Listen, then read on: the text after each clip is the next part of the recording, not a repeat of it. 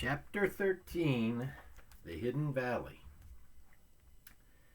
The impact of the heavy furry body caught Taran full in the chest and sent him tumbling. As he fell, he caught a glimpse of Fluter. The bard, too, had been borne to earth under the paws of an enormous wolf. Eilonwy still stood, though a third animal crouched in front of her. Taran's hand flew to his sword. The gray wolf seized his arm. The animal's teeth, however, did not sink into his flesh, but held him in an unshakable grip. At the end of the huge ravine, a robed figure suddenly appeared. Malinger stood behind him. The man raised his arms and spoke a command. Immediately, the wolf, holding Taran, released his jaws and drew away as obediently as a dog. The man strode toward Taran, who scrambled to his feet. "You saved our lives," Taran began. "We are grateful." The man spoke again to the wolves and the animals crowded around him, whining and wagging their tails. He was a strange-looking figure, broad and muscular, with the vigor of an ancient but sturdy tree. His white hair reached below his shoulders, and his beard hung to his waist. Around his forehead he wore a narrow band of gold with a single blue jewel. "From these creatures," he said in a deep voice that was stern but not unkind, "your lives were never in danger. But you must leave this place. It is not an abode for the race of men." "We were lost," Taran said. "We have been following our horse, Malinger." The man turned a pair of keen green eyes on Taran. Under his deep brow they sparkled like frost in a valley. Malinger brought me 4 of you? I understood young Gurgi was alone. By all means, then, if you are friends of Malinger. It is Malinger, isn't it? She looks so much like her mother, and there are so many that I cannot always keep track of their names. "I know who you are," Taran cried. "You are Medwyn." "Am I now?" the man answered with a smile that furrowed his face. "Yes, I have been called Medwyn. But how should you know that? I am Taran of Caer Dallben. Gwydion, Prince of Don, was my companion, and he spoke of you before his death. He was journeying to Caer Dathel as we are now. I never hoped to find you." "You were quite right," Medwyn answered. "You could not have found me. Only the animals know my valley." "Malinger led you here. Taran, you say, of Caer Dallben." He put an enormous hand to his forehead. "Let me see. Yes, there are visitors from Caer Dallben here, I'm sure." Taran's heart leaped. "Hen Wen!" he cried. Medwyn gave him a puzzled glance. "Were you seeking her?" "No. Now that is curious. No, she is not here. But I had thought, well, we will speak of Hen Wen later," said Medwyn. "Your friend is badly injured, you know. Come, I should do what I can for him," and he motioned for them to follow. The wolves padded silently behind Taran, Eilonwy, and the bard. Where Malinger waited at the end of the ravine, Medwyn lifted Gurgi from the saddle as if the creature weighed no more than a squirrel. Gurgi lay quietly in Medwyn's arms. The group descended a narrow footpath. Medwyn strode ahead as slowly and powerfully as a tree were walking. The old man's feet were bare, but the sharp stones and pebbles did not trouble him. The path turned abruptly, and then again Medwyn passed through a cut in a bare shoulder of a cliff, and the next thing Taran knew, they emerged into a green, sunlit valley. Mountains, seemingly impassable, rose on all sides. Here the air was gentler, without the tooth of a wind. The grass spread rich and tender before him. Set among tall hemlocks were low, white cottages, not unlike those of Caer Dallben. At the sight of them, Taran felt a pang of homesickness. Against the face of the slope behind the cottages, he saw what appeared to be the first rows of of moss-covered tree trunks. As he looked, to his surprise, they seemed more like the weather-worn ribs and timbers of a long ship. The earth covered them almost entirely. Grass and meadow flowers had sprung up to obliterate them further and make them part of the mountain itself. "I must say the old fellow's well tucked away here," whispered Fluter. "I could never have found the path in, and I doubt I could find a path out." Torin nodded. The valley was the most beautiful he had ever seen. Cattle grazed peacefully in the meadow. Near the hemlocks, a small lake caught the sky and sparkled blue and white. The bright plumage of birds flashed among the trees. Even as he stepped across the lush green turf, Torin felt exhaustion drain from his aching body. "There's a fawn!" Ilonwy cried with delight. From behind the cottages, a speckled, long-legged fawn appeared, sniffed the air, then trotted quickly toward Medwyn. The graceful creature paid no attention to the wolves, but frisked gaily at the old man's side. The animal drew shyly from the strangers. But her curiosity got the better of her, and soon she was nuzzling Ilonwy's hand. "I've never seen a fawn this close," said the girl. "Akron never had any pets. None that would stay with her at any rate. I can't blame them at all. This one is lovely. It makes you feel all tingly as if you were touching the wind." Medwyn, motioning them to wait, carried Gurgi into the largest of the cottages. The wolves sat on their haunches and watched the travelers through slanted eyes. Torin unsaddled Malinger, who began cropping the tender grass. Half a dozen chickens clucked and pecked around the white henhouse. The rooster raised his head to show his notched comb. "Those are Dolben's chickens. They must be," said Torin. "There's the brown hen, the white, and I'd know that comb anywhere." He hurried over and clucked at them. The chickens, more interested in eating, paid little attention.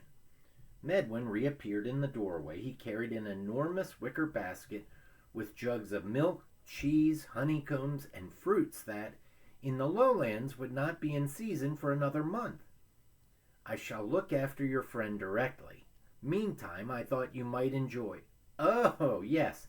So you found them, have you?" he said, noticing Torin with the chickens. "Those are my visitors from Caer Dallben.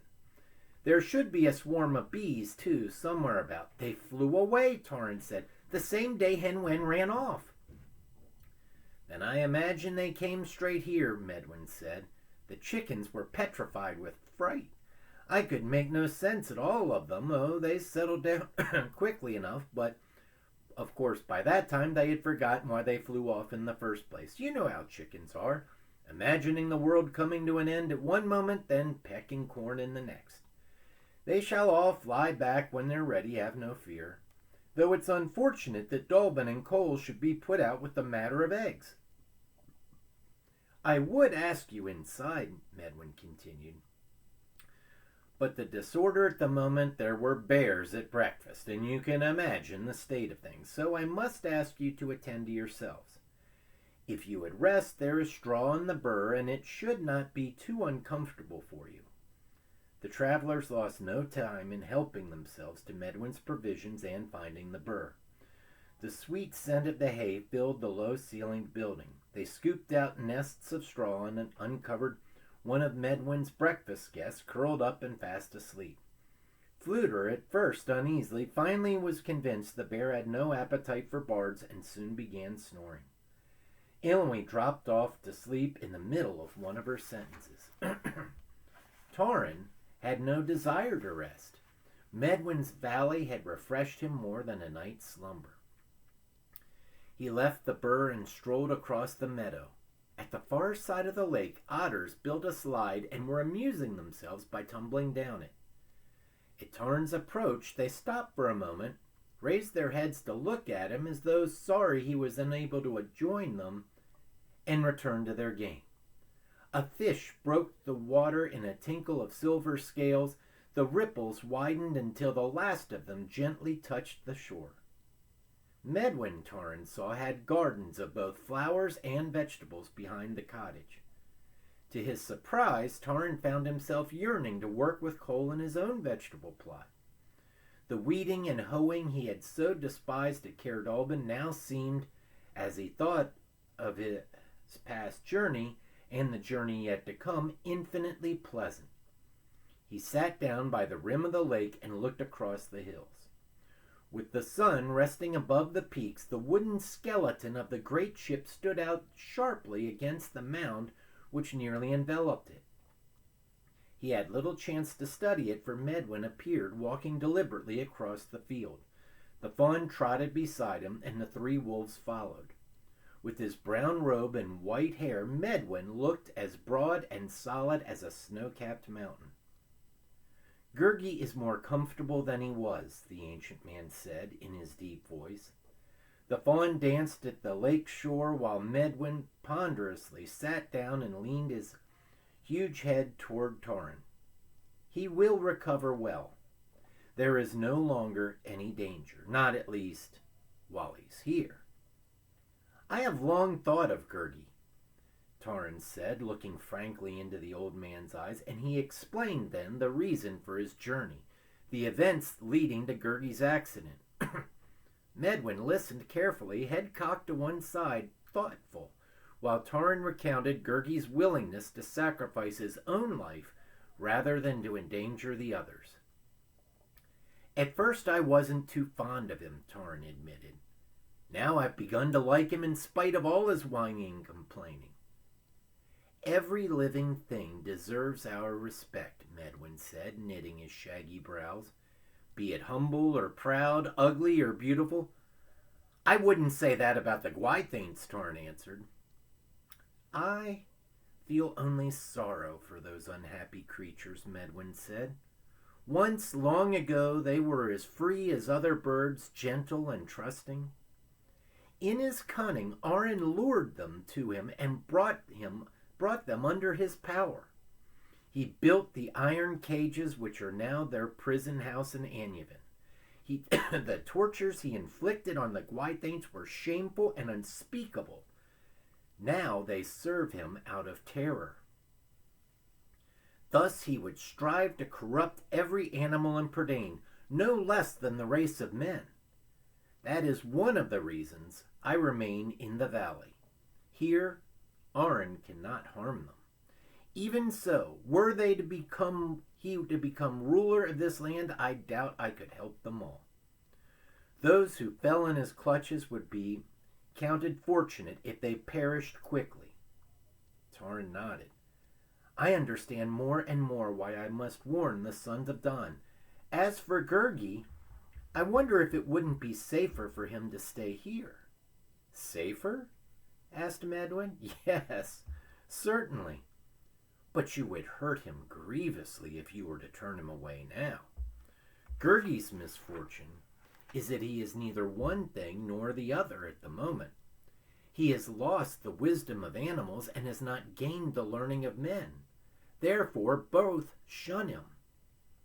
Were he to do something purposeful, it would mean much to him. I doubt he will delay your journey, for he will be able to walk as well as you by tomorrow easily. I urge you to take him. He may even find his own way of serving you.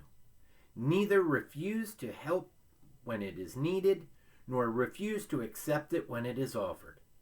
Gwither, son of Gredal, learned that from a lame ant, you know." "A lame ant?" Torrin asked. "Dalban has taught me much about ants, but nothing of a lame one." "It's a long history," Medwin said. "Perhaps you will hear of it another time. For the moment, you only need to know that it was Killich, or was it his father? No, it was young Killich. Very well.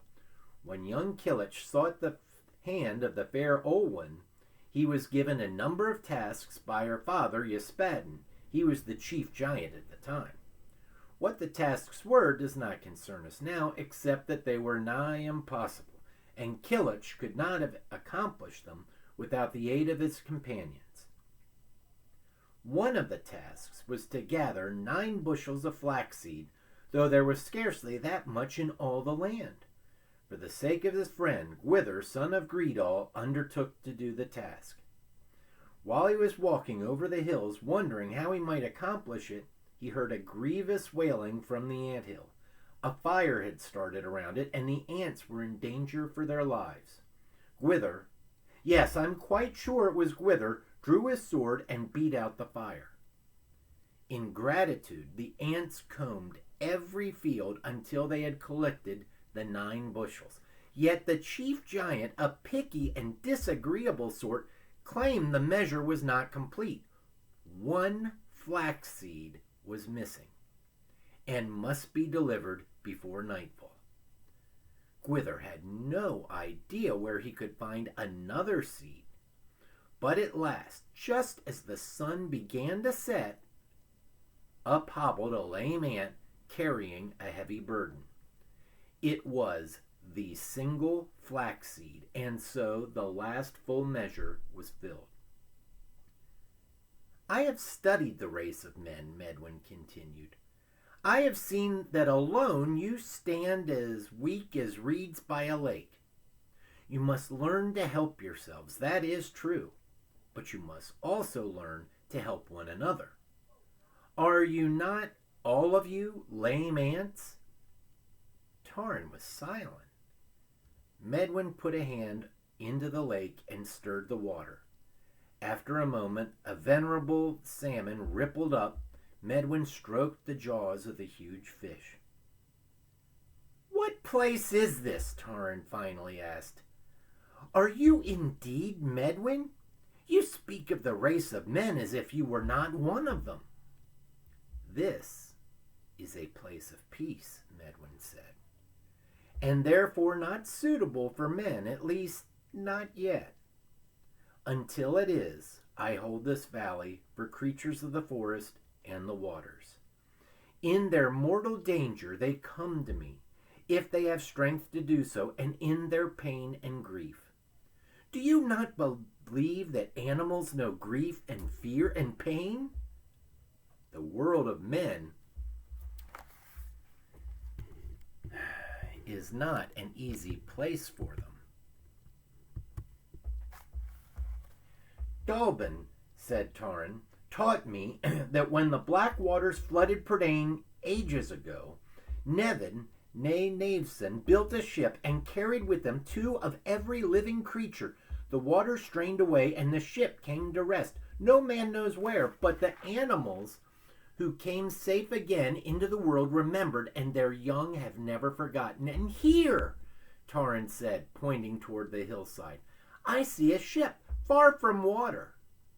Gwydion called you Medwin, but I ask, I am Medwin, answered the white-bearded man, for all that my name may concern you. That is not important now. My concern is for Hen Wen. You have seen nothing of her, then? Medwin shook his head. What Lord Gwydion said is true. Of all places in Prydain, she would have come here first, especially if she sensed her life was in danger. But there has been no sign, no rumor. Yet she would find her way sooner or later, unless... Taran felt a chill ripple at his heart. Unless she's been killed? He murmured. Do you think that has happened? I do not know, Medwin answered, though I fear it may be so. Which will bring us to Chapter 14, The Black Lake.